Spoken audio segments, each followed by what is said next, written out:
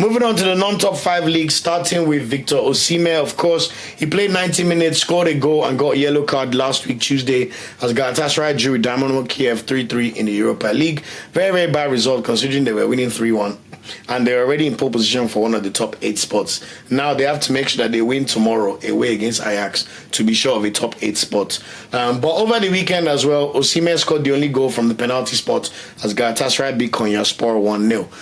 Their goals have slowed down, so I'm sure they'll be hoping to bounce back, but let's see how it goes. And then in the league, they play Gaziantep away on Monday.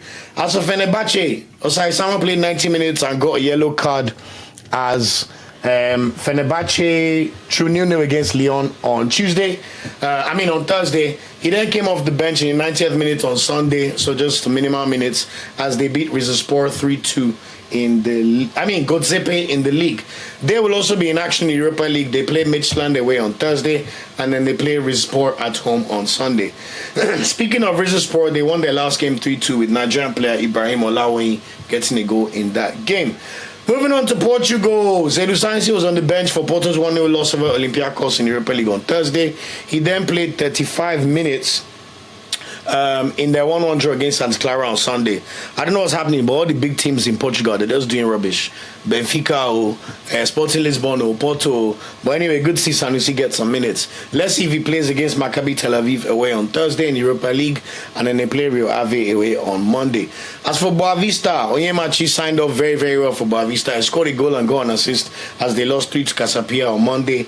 And a few days ago, it got announced that he signed a 3.5-year deal for Olympiacos. So I like the step up in quality, playing for one of the best, if not the best team in Greece. We know they won the Europa Conference League last year, so the expectations is what I like to see. When a player is playing that kind of environment where they demand excellence, it's good for his career and his rep, and hopefully he will shine and soar in that position. In Belgium, Arokodare got yet another goal plus an assist as Genk beat Westerlo 2-1 on Saturday. Next up for him, he plays Beshut at home on Saturday, and I'm pretty sure he should be called up for the next Nigeria squad. As for Onyedika played 80 minutes as Club Brugge drew 0-0 against Juventus in the Champions League last week. It doesn't get any easier for them because they play Manchester City tonight away at City of Manchester, and Manchester need to win this game to make sure they don't drop out of the Champions League altogether. But Club Brugge are also in pole position to get one of the spots for the playoff rounds, so good luck to them in that game. Also, Club Brugge have signed a Nigerian 18-year-old centre-back Vince Osuji on a 4.5-year contract, so love to see the faith that they have in Nigerian players, and of course we'll continue to track Vince Osuji now that he signed for them. Finally, Jordan Torunariga played 90 minutes for Ghent in their 0-0 draw against Leuven. In Scotland, Cyril Dessers' hot streak continued, man. He scored a goal, fantastic goal against Man United, even though they lost 2-1 on Thursday after Bruno Fernandes scored the last-minute equalizer. Dessers chested the ball down, brought it down, and just banged it straight with his left foot. It was just a fantastic goal. So Dessers' fantastic form continues. He also scored, he was not in the squad.